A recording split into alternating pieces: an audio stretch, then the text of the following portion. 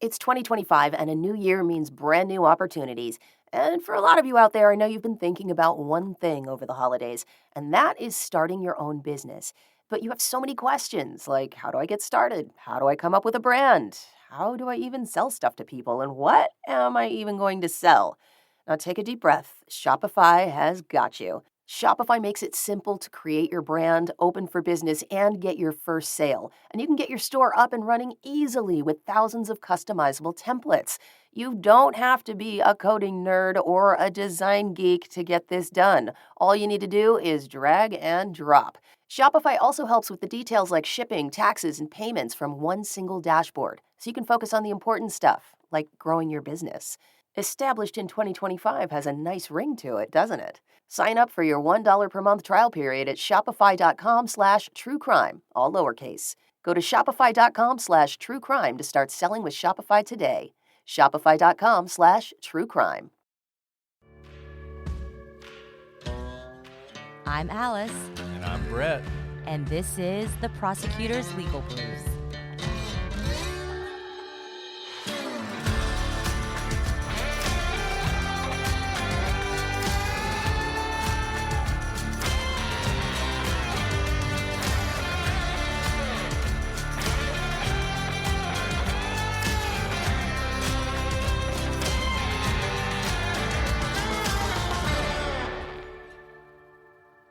Welcome back to the Prosecutor's Legal Briefs. I'm your host, Alice, and I'm joined, as always, by my insanely smart co-host, Brett. Aw, thank you, Alice. That's such a nice thing to say. You see what I did there? I see what you did there. And I appreciated it. Do you get tired of me asking you every time if you get what I just did? I mean, it does show sort of a lack of, it's sort of contradictory to what you just said, because it shows a lack of confidence in my ability to follow your brilliance. No. Well, I trust me, I know Brett lives here. The rest of us are down here. I just get really excited about puns, but this is actually a very serious topic. If you can't tell, we're talking about insanity. And we take it very seriously. We've talked about this before on the prosecutors, but we decided with both some of the really tragic things that have happened, particularly out of Massachusetts, and some of the discussion over the Idaho case that we had where we were surprised, to say the least, that Idaho doesn't have the insanity defense, that we would have a legal briefs discussion about it. So here we go. Yes. It's somewhat shorter. It's one way to keep ourselves less sad about these like multi-episode cases when we talk about insanity. And, you know, before we started recording, we talked a little bit about the thing that we've seen when insanity comes in our cases. And remember, insanity is different from incompetence to stand trial. Insanity is at the time, and the whole point is that you did not have your faculties to know what you were doing to be able to be held accountable criminally.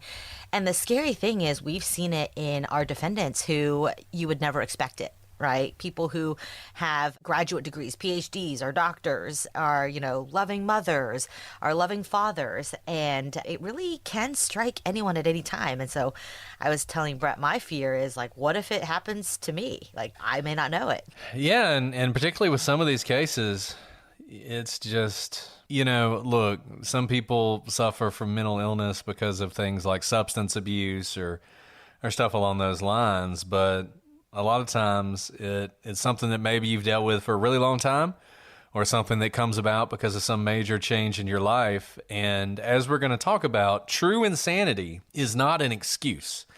It's not, you know, there's this sort of idea of this person's just using this to get off, to get out of responsibility for what they did. But it's not.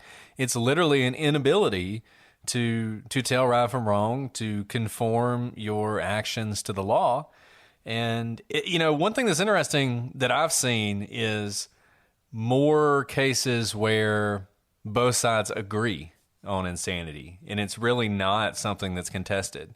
And they sort of go into it acknowledging that insanity, the person was insane when the crime was committed, and it's really just a question of, are they going to go into some sort of hospitalization to see if they can recover from that? And it's not as much of a contested thing as maybe you see in some of these very serious cases that often involve some sort of murder or some sort of death. Yeah, and we're talking about insanity, but there are legal tests as to what insanity is. So it's not just something you invoke or get to invoke. There's actually a standard for it. So we'll tell you guys about it and how it applies to different cases as well. Yeah, so let's just go ahead and walk through the legal nerd stuff before we talk about some of these cases that we're going to mention. Our favorite stuff. Exactly. The legal nerd stuff. It's the best.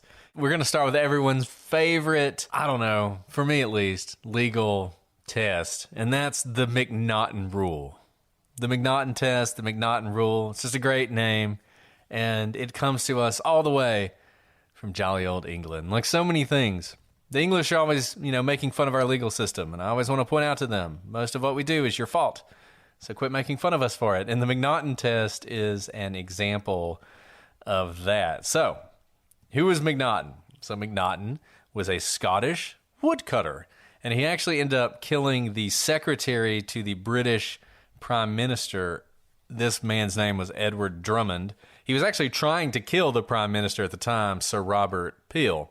And he believed, he was under this delusion that, he's just an ordinary guy. He's a woodcutter. He's not, I'm sure he was a very important person to the people who loved him, but he wasn't otherwise a very important person at all. But he had decided that Robert Peel, the Prime Minister of England, had decided to destroy him and was conspiring against him and was attempting to kill him and ruin him and take everything he ever had.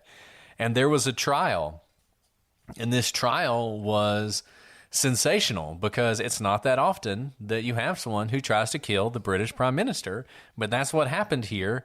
And this guy was tried, and you would fully expect he's going to be found guilty. He's going to be hanged, and that's what's going to happen when you try and kill the British Prime Minister in the 1800s.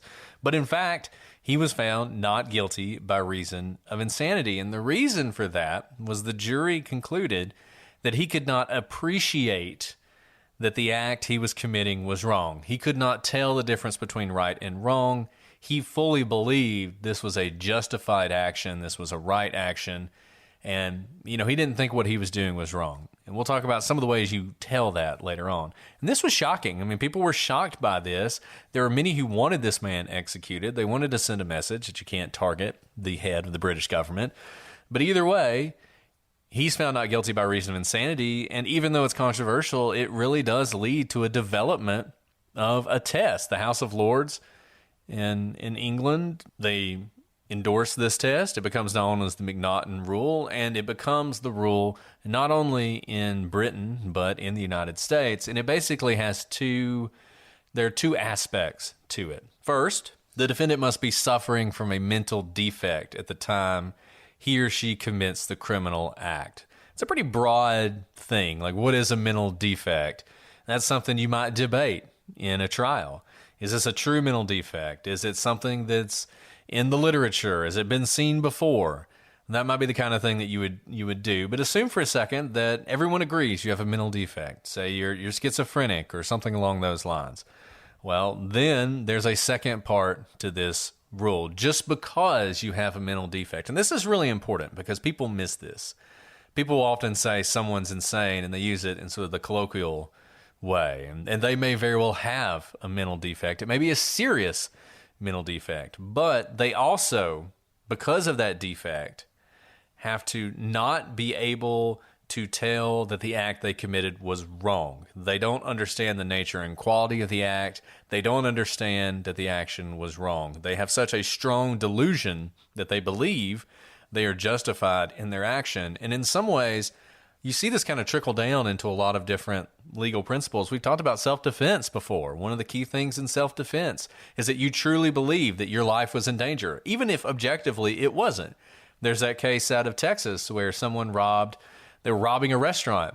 They had a fake gun. So objectively speaking, the person's life wasn't in danger, but they truly believed it was in danger, and so therefore they were justified in using deadly force. Similar thing here, but here you don't understand that you're wrong because of this insanity that's gripped you. And if you can show both things, then you can get this defense. It's a very high bar. It's very hard to show that you are insane under the McNaughton test. And you have to have basically no understanding that what you're doing is morally wrong. And what you see here, oftentimes in cases involving this, The way that the prosecution will attempt to undermine this kind of defense is they will point to evidence that you did know it was wrong. So attempts to cover up the crime, attempts to escape, not reporting the crime to the police. What you see in a lot of these cases is people pick up the phone and they call the police and they say, hey, I just killed these two demons or whatever, because they believe what they did was fine and they have no problem reporting it to the police. And so you'll see those kind of back and forth factual questions that often come up in these cases. And what's really interesting about what Brett just said is that the legal standard for insanity is different than, say, a medical standard, right? When you go see a psychiatrist, there's usually step tests and there's like ways of rating it, and there could be numbers on a scale that have been developed by the medical field, and there could be a diagnosis.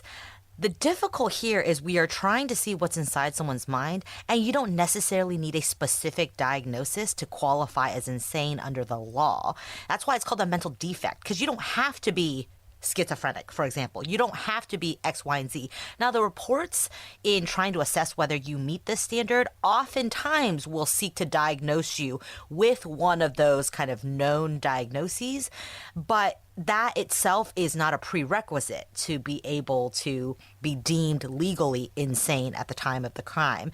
And you can imagine, I just said that, someone gets appointed or a doctor has to assess you. Something that it may jump to your mind is malingering. Malingering means you are pretending to be sicker than you are, pretending to be insane when you're not actually insane, so that you can get a diagnosis of insane at the time of the offense to get out of your charge under that. But the doctors are also trained and looking for any sort of malingering, so any inconsistencies in the way you would be acting.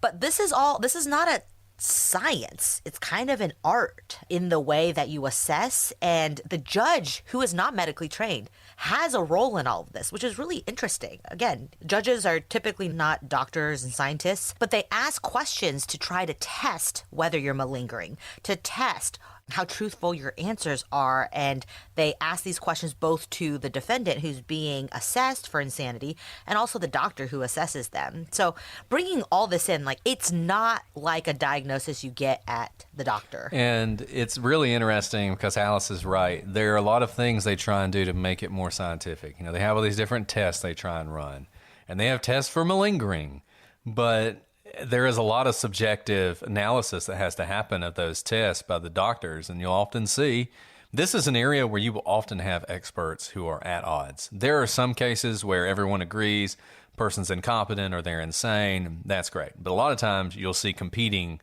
diagnoses, one who says malingering, one who says not. I really enjoy cross-examining these doctors. It's a lot of fun because you have their report, and you're reading the report and you're seeing sort of the inconsistencies in the report and pointing that out and walking through their own report with them and trying to undermine what they've said can be a lot of fun. It's one reason other experts are so valuable too, because they can help you with that. They can say, hey, you see where he says this? Well, that really should have led him to the exact opposite conclusion that he reached. You should point that out. And then you ask them, well, why didn't you reach the exact opposite conclusion? And they have to come up with a reason. And if that reason is also inconsistent with their report, that's the kind of thing that can undermine them. So it is a delicate balance. It's one of those things where in some ways everybody's kind of on the same page. The rules allow for either the defense or the prosecution to raise this issue. I mean, insanity defense is usually raised by the defense, but incompetency, the inability to even stand trial, is something that really the court, the prosecution, the defense, they're all obligated to raise to ensure that this person's constitutional rights are vindicated. So it's a very interesting, complicated, difficult area of the law. People have brought up Lori Vallow. Lori Vallow, obviously there was a lot of questions about her competency to stand trial. The Hoggle children case, where Catherine Hoggle has been in custody for many years now, has still not revealed what she did to her children, but has been found incompetent to stand trial, much to the frustration of a lot of people who want that mystery solved. And we talked about that case, obviously, as well. But so that's sort of the McNaughton rule. And most states, the McNaughton rule has been universally accepted. It's fallen out of favor and it's kind of come roaring back. Most states now kind of use it.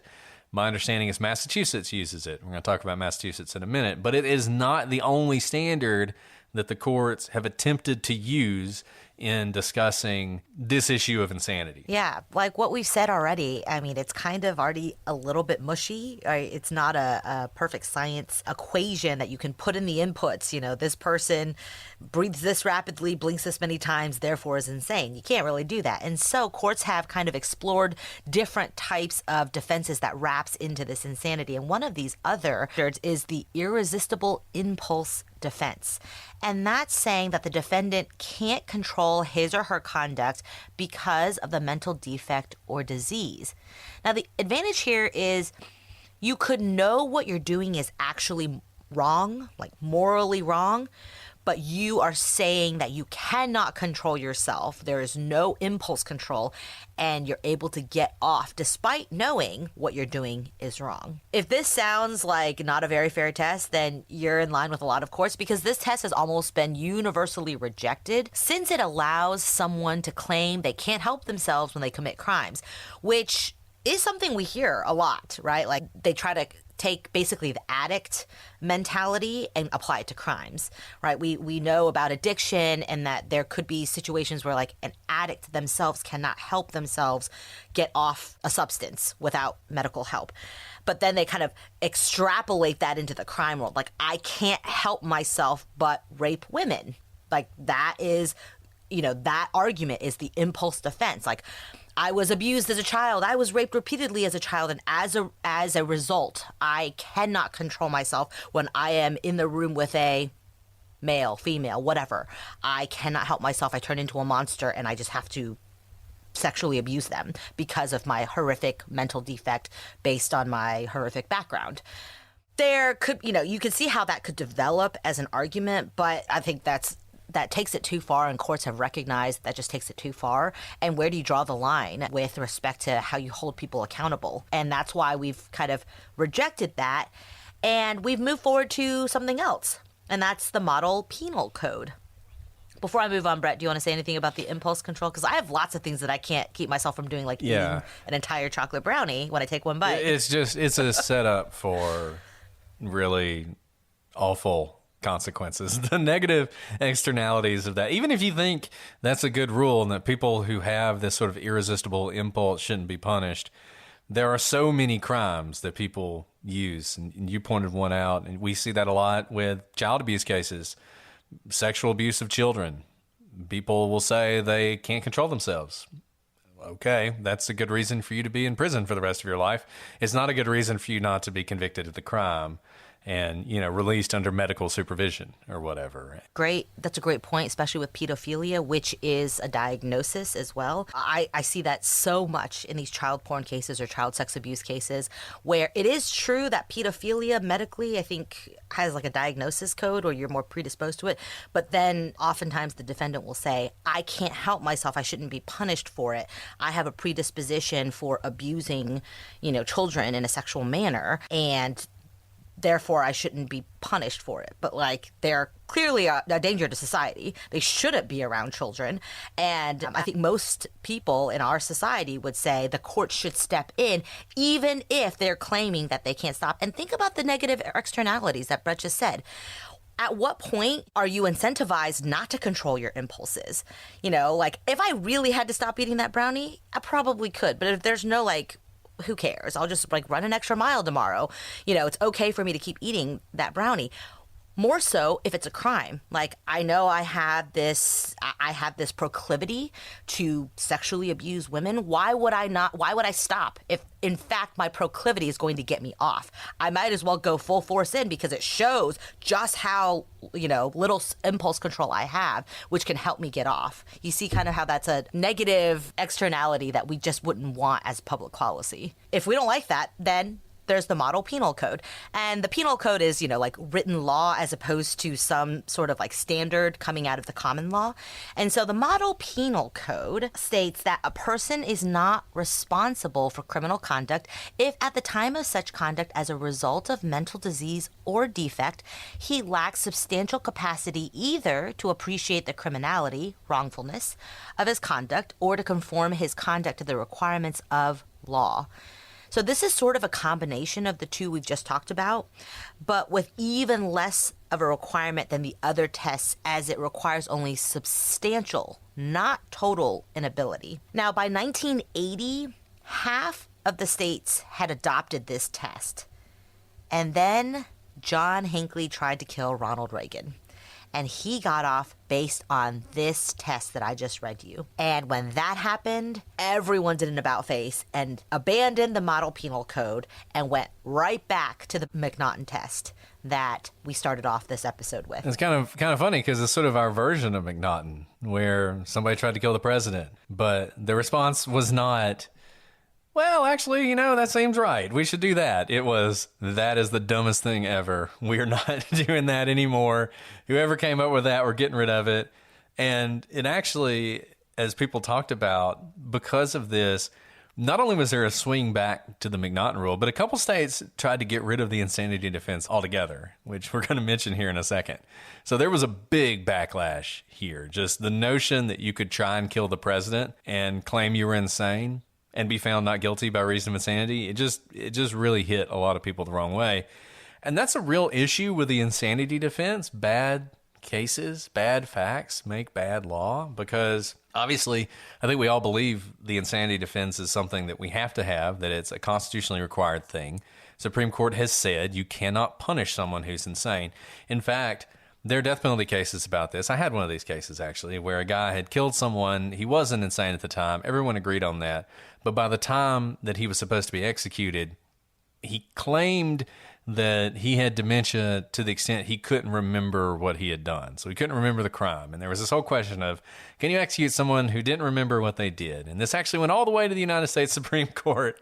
And he ended up dying before it got resolved. So we never actually got an answer to this question. But nevertheless, it was a sort of live controversy on this whole thing. Can you execute somebody who isn't, literally the Supreme Court case that talks about this is like, can you execute someone who isn't sane enough to prepare to meet their God, right? Was the way the Supreme Court talked about this. So this is an ongoing issue, really controversial, complicated thing. And most people have sort of settled on McNaughton. So how does that work? Let's say you're going to claim the insanity defense. Well, the standard for insanity is that you, as the defendant, must show by clear and convincing evidence that you are insane. This is a little different than most things in the law. Usually we think of the prosecution as having the burden to prove everything. We often say this. The defendant doesn't have to say anything. The defendant doesn't have to prove anything. Well, that's true unless it's an affirmative defense, and that's what this is. It's an affirmative defense. The burden is on the defendant, and the presumption is you are sane. That is always the presumption. You are sane. You were sane at the time of the crime. If you want to show that you weren't sane, you're going to have to do it. We talked about how bad law makes bad facts. At one point, there was also something called diminished capacity, or the Twinkie defense. You may have heard of the Twinkie defense. This actually came out of California. This was sort of a reaction to everything that was happening. They didn't really necessarily want the McNaughton rule, but diminished capacity seemed like a thing. It didn't get you off completely like the other rules. It was more like, because you had a diminished capacity, your punishment would be less. So it's sort of like, we're going to split the baby here. We're not saying you're insane. We're not saying you're not guilty, but you're guilty with diminished capacity. And the reason this is called the Twinkie defense is because it came up. Some of y'all have heard of Harvey Milk. There was a movie made a while ago that was really famous. Harvey Milk was in San Francisco. I believe he was the mayor of San Francisco. Hopefully I'm not making that up. But in any event, he was a gay rights activist, and he was actually killed by a member, I think, of the city council who was, I don't know, that guy had issues. But in the trial, he claimed that he was eating so many Twinkies that it had affected his mind. And so they called this the Twinkie defense, and it was actually pretty successful. Gotta wonder if that wasn't just an excuse for, we didn't really like Harvey Milk, so we're going to give this guy sort of a a pass. But nevertheless, the fact that the Twinkie defense was successful became, number one, mocked widely in a lot of, if you watch movies from that time, and also led to the death of this sort of diminished capacity aspect. So now it pretty much is either you're insane or you're sane. And if you can prove that you're insane, you may be able to get off. But if you can't, tough luck. So most states do recognize the insanity defense. In fact, all states and the federal government, with the exception of Montana, Idaho, Utah, and Kansas, recognize the insanity defense. And those states stopped recognizing it because of the whole John Hinckley thing. They decided, we're not going to do this anymore, and so they changed their law. Now, what does this mean practically? We talked about this when we talked about the Idaho murders. And it was, well, he can't claim insanity because they don't recognize the insanity defense. Kinda. Basically, the defense uses evidence of insanity to negate the mens rea of the case, which is what's necessary to prove the crime, which is almost exactly what you do in a standard insanity defense. The whole point of the McNaughton rule is you don't have the intent necessary to prove that you are responsible for the crime. And if you are found they don't find you not guilty by reason of insanity because we don't have the insanity defense. So instead, they find you guilty but insane. You see this stuff in the law all the time. A difference that makes no difference. I was going to say, a difference with no difference whatsoever. Yeah, that's what we have. And just like not guilty by reason of insanity, if they find you guilty but insane, they sentence you to a secure mental facility instead of prison. So the practical difference is nil, and the reason for that is the Constitution. Can't execute somebody who's insane. So you want to call it something different? Great. Good for you, Idaho. But at the end of the day, if you're actually insane, that is going to be a defense. That's a great point, too, that the arguments that the defense would make are the same, right? It all goes to mens rea. And it's probably just a vocabulary sort of thing. No one likes to say that you're not guilty when everyone knows you're the one who killed them. And so guilty but insane is really the same thing as not guilty by reason of insanity. And as the lawyer, you guys are doing the same thing to show, like, I had no intent to kill because I was so out of my mind with whatever. And so the case that comes to mind, and some of you have brought up, and is a devastating case, but really kind of flashed insanity and the McNaughton rule kind of onto the national landscape in the United States, was the Andrea Yates case. So for those of you who may not know Andrea Yates, she was a woman, a mother of 5, I believe, who lived in the Houston area. And this very sad case happened in 2001. Andrea suffered from postpartum psychosis as well as schizophrenia. I think that was pretty well documented, and she was under treatment for it. And, after having her last baby, she drowned her 5 children in the bathtub at home. And there was no question, there was absolutely no question that Andrea killed her children and intended to do so. It was not a mistake. She didn't accidentally leave them in the bathroom, leave the water running, and forget that they were taking a bath. She filled the bathtub to kill them. She even admitted to waiting until her husband left the house because she knew that if he was still in the house, he would stop her from killing her children, and she didn't want to be stopped. And although her husband, Rusty, had been instructed never to leave Andrea alone with her children because she had this documented psychosis, over time, as we see in normal life, that got more and more relaxed. Maybe she looked like she was doing well on her meds, and it's really hard to have 5 children and never leave them alone with their mother, right? There's just things to do. You got to go to work. You got to go to the grocery store. And that's exactly what happened here. Over time, it got relaxed. And even though she wasn't supposed to be alone with her kids, he wanted her to be more independent, and he thought she was doing well. And so he did. He left her alone with the kids. And in that, short span of time is when she was able to murder all 5 of her children. Yeah. And he had sort of, and this comes up a lot. People have been talking about this in the case we're going to talk about from Massachusetts, where someone is told never leave them alone with the children. In fact, this happened in the Hoggle case. It happened in the Yates case. It happened in the Massachusetts case. And in the Yates case, her husband was trying to sort of wean her into some sort of independence. So he started off with a very short period of times he would leave her alone, and he'd worked it up to an hour in the morning and an hour in the evening. He would leave her alone. So he'd actually set it up where when he left for work, the next person who would come would not come for an hour. And unfortunately, in that hour, and just the facts of this case are just awful. We're not going to go through the facts because I can barely even read about them. But essentially, in that hour, she drowned all 5 of her children. And again, there was no question it was her. And so she was arrested. She was charged with murder, and she went to trial. And she was eventually found not guilty by reason of insanity, because this is Texas, which does recognize the insanity defense. And she has been in a mental facility since early 2000s. And every year she could actually be reviewed to see if she's competent enough to leave the facility.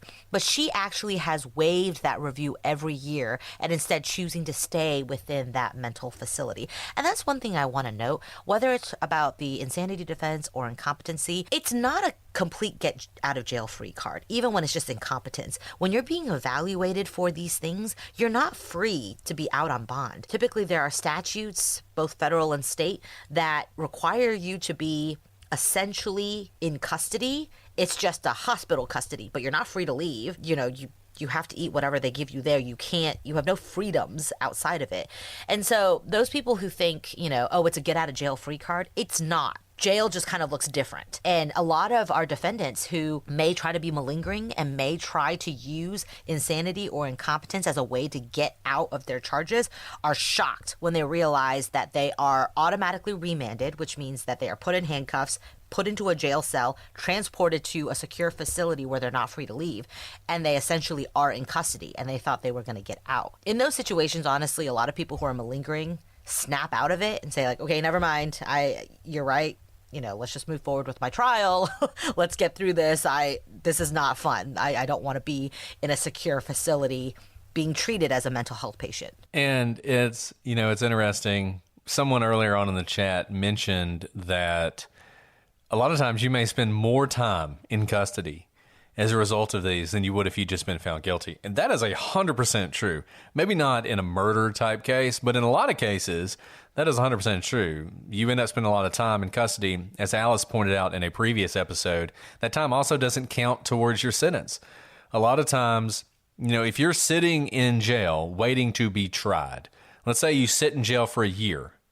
Take a good example of this is the murderer down in Florida, the woman who killed her kids, whose name escapes me because I despise her so much. Casey Anthony. Casey Anthony was in jail for a really long time awaiting trial. So when she was finally found guilty of lying to police, she didn't have to go to prison for that because she'd already spent so much time in custody. She had done her sentence for that. And so she was released immediately.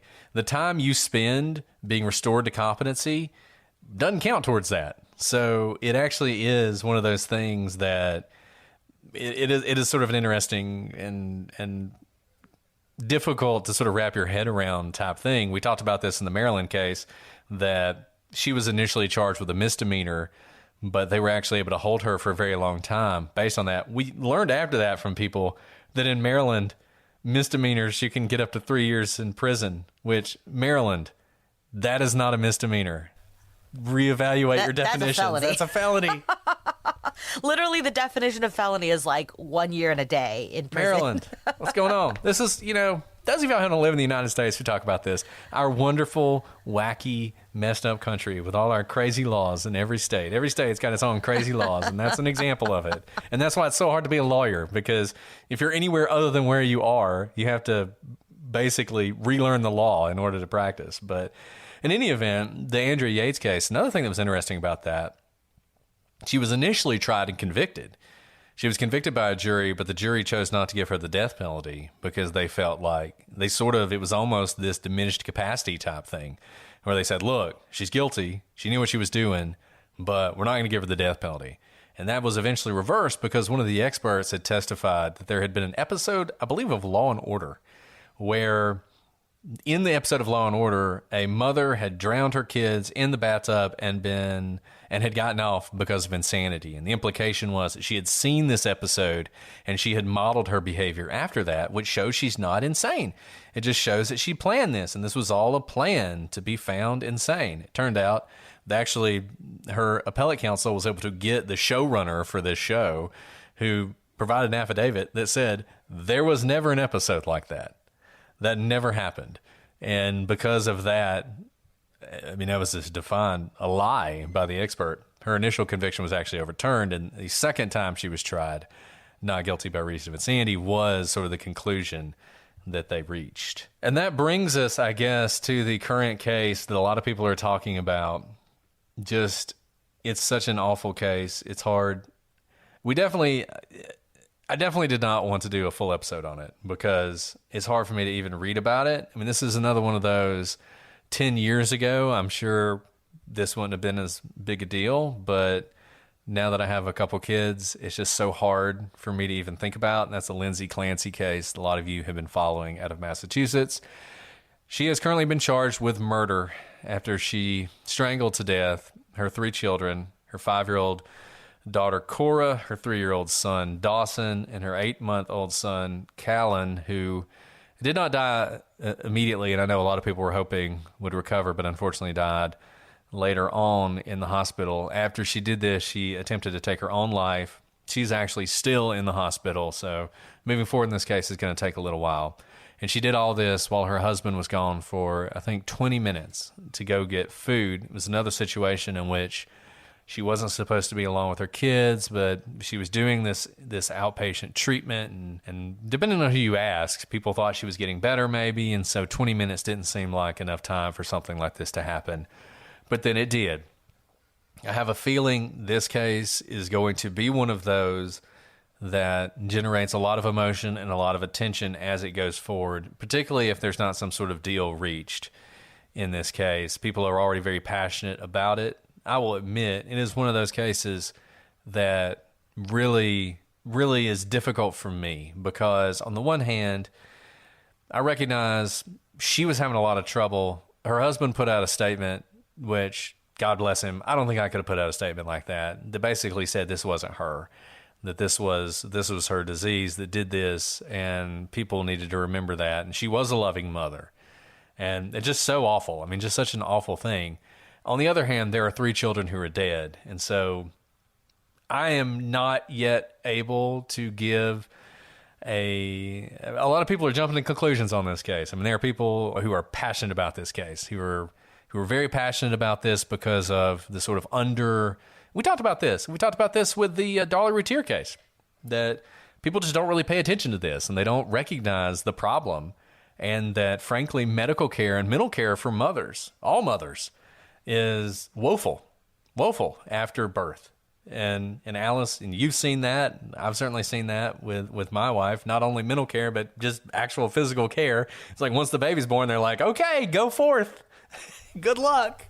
No, absolutely. I mean, it's a huge gap. Yeah, no, Brett's wife and I talk about it all the time, how like the mother is forgotten. Like if you were to give birth in the parking lot, they'd probably just leave the mother out there and take care of the baby. That's what it feels like as a woman in the U.S. system. You know, there have been a lot of strides. I think that people have recognized this gap, both in physical and mental care for postpartum women, but I've seen a lot of people say, well, the baby was 7 months old, so she couldn't have been suffering from postpartum. Look at the statistics. That's not true. Postpartum depression and psychosis, especially if it's not treated or under control, spirals out of control, and it could be the rest of your life, right? It can take root very soon after birth. It can take root anytime really in the year or longer after delivering. But the issue there is that it's like once it breaks, it's kind of like your heart, why you need like a defibrillator to restart your heart if it gets off rhythm. It's once it's off rhythm, it doesn't just knock itself back into place. And that's what postpartum depression is also like. You can't just will yourself back into, you know, your good mind from before you started suffering from the psychosis. And the sad part is she was trying to get help. And, you know, I think the husband was gone 25 minutes. I mean, when you have a new baby, Sure, maybe you can do DoorDash. That's really expensive, by the way, to do DoorDash for every single meal. You think, certainly 25 minutes, I can go get food for my family. Nothing like this can happen. But I think it just puts it so starkly, especially with his words. Like, he's not only lost his 3 kids, he's lost his wife, right? The person who did this to his kids is not the person who he knows to be his wife. And she isn't. And that's why mental illness is so complex and so difficult. And it's easy for us on the outside to say she murdered and she should go away in prison for life. But like, who does that benefit? Certainly not benefiting her, doesn't bring back her kids, doesn't benefit, her husband. It's just a really sad situation all around. But it's cases like these that are so stark that bring the insanity rule, I think, to the forefront of discussing it. It's important to have these rules. It's important to understand how they're applied. And it's important to understand how they can be manipulated and not swing so drastically. Like, as you've heard throughout this episode, we tend to do that. A really tragic case, and we turn our backs on everything we've known. And we do this in the law all the time. Like, this is not new. But I just caution you against doing that, against saying, the insanity rule shouldn't exist, or that it should always exist, or postpartum, it's all difficult. It's all very difficult, and it requires a case-by-case analysis, and it requires more study, and it requires also just more understanding from the public about mental health, so that both Andrea Yates and what we have here, they were getting help. But there's a larger conversation to be had for all of us on what that will look like in the legal system. And to remember that the legal system is not the end-all be-all. It doesn't solve the saddest tragedies of our society. And to remember that. When we look to the justice system to solve all the ills of our society, we're in a world of hurt and a world of trouble. And that's where I think a lot of bad policies get made. I think that's so true. Alice is always brilliant. I really shouldn't add anything, but I'll go ahead and talk anyway because that's what I do. But, there are 2 things I would say. Number one, I think a lot of us, there are 3 children who are dead and we want our pound of flesh, right? Like, we want someone to suffer for that. We want the judicial system to be able to do something. And I think a lot of people have sort of turned their anger to the husband. And they've said, how could he have left them alone for 20 minutes? How dare he? He should be punished somehow. Well, number one, he is being punished far worse than a misdemeanor, child endangerment, $500 fine is ever going to do. This is certainly what he will live with for the rest of his life, goes far beyond whatever the justice system could impose on him. Number 2, it's not that simple. It's never that simple. Those of you, we talked about this with the Hoggle case, where the parents did not monitor her as much as they should have. When she said she was going to take her son to get pizza, they let her go. And she comes back with no pizza and no son. And it's very easy to say, how dare they? They are guilty. They should be punished. Real life, when you're dealing with someone who is struggling with this and you're trying to be supportive and you're trying to help them, it's a lot harder than that. It is easy for a doctor to say they should never be alone. It is harder for them never to be alone. Anybody who's a parent knows this, right? I mean, I want to keep my eyes on my kids all the time, and sometimes I turn around and I have no idea where they are. They could be drinking toilet water, which literally happened yesterday. I mean, let's be honest. We are all told to put our babies on our back. Does that happen 24/7? They roll over and you don't realize they're not on their backs. Yeah, it happens, right?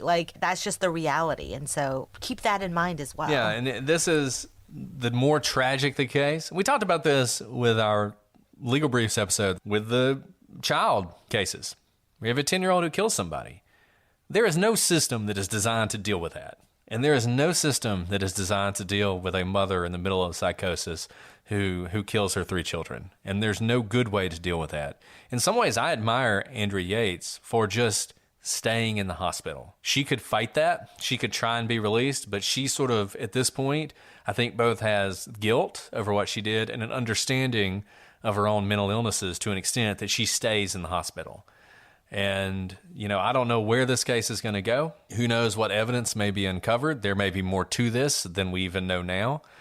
It is going to be complicated, but, the system is going to be strained by this one. And I think there's a good chance that when this is finished, no one is going to be satisfied. And that's a really good point, Brett, because the system is just that. It's a system that has to work for, like, if you're looking at a bell curve, the majority of cases. And for the most part, it fits pretty well. But when you have these extremes out here, we are human, and there is no system that can perfectly fit every situation, especially one that's so tragic. And so it's good to know that when there are cases that will leave everyone dissatisfied, like this case probably will, and the cases that have made us turn our backs on the McNaughton rule and then go back to the McNaughton rule, is that the system works for the most part for the bell curve. But there will always be the cases that are on the fringes, and those are the ones we all talk about, right? And to maybe not dismiss everything about the judicial system based on those cases, but also recognize that the judicial system was not made to answer all of our questions of, like, the tragedy of humanity. Yeah, I think that pretty much sums it up. Alice, summing it up as always. Is there anything anybody else wants us to talk about? Any final questions from the peanut gallery? For those of you who haven't noticed this, if you're listening to this in a couple of weeks, we're recording this live with our patrons, and they always have these amazing points and questions that they make. Someone made a really interesting point earlier that I'll just bring out about the 4 states that don't have not guilty by reason of insanity. If you're found guilty but insane, what would be the impact of that finding in a later crime? And that's a great question, because I have no idea what effect that would have. It would be on your record. So it's not like it doesn't appear on your record. I think that lawyers will do what they do, which is that each side will use it to their advantage of why the prosecution will show that maybe it was malingering, or, you know, there's still a danger to society. And the defense will probably say, like, once insane, always insane. So that's what I would say would probably be the effect, is that it would just be another chip kind of in this whole scheme of arguing when you're an attorney. But, oh, you guys have such good questions. It's at the end they ask all these good questions, Brett. We can keep answering these questions even after we stop recording. But before we sign off on this very important topic, Brett, do you have anything else you'd like to add? No, just keep an open mind, see how the evidence comes out. One of the great things that I love about you guys is how respectful everyone is. I'm sure there will be a lot of discussion about this on the gallery, and there's going to be a lot of deeply held beliefs on both sides. You know, give grace to everybody, have respect for people's views, even if you think they're completely wrong and completely out there. This is a case that's going to continue to generate commentary, and once it's finished, I'm sure we will have some discussion of it as well. Well, until next time, I'm Alice. And I'm Brett. And this is the Prosecutor's Legal Briefs.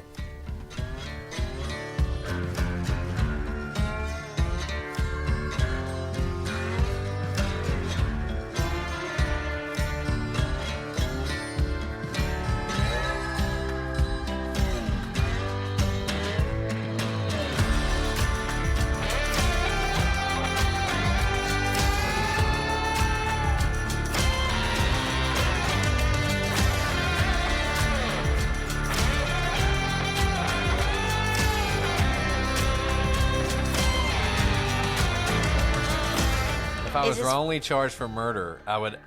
wrongly charged. Ooh, that's hard. If I was guilty, I would want a jury trial. If I was not guilty, I would consider a bench trial. Because the judges always know you're guilty.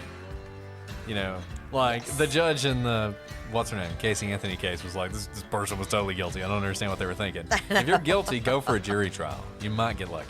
Seriously, because all you'd have to do is pick one off. And people have like the weirdest proclivities of what they find offensive about the justice system and just like latch onto it and just pick one person off. That's all you need.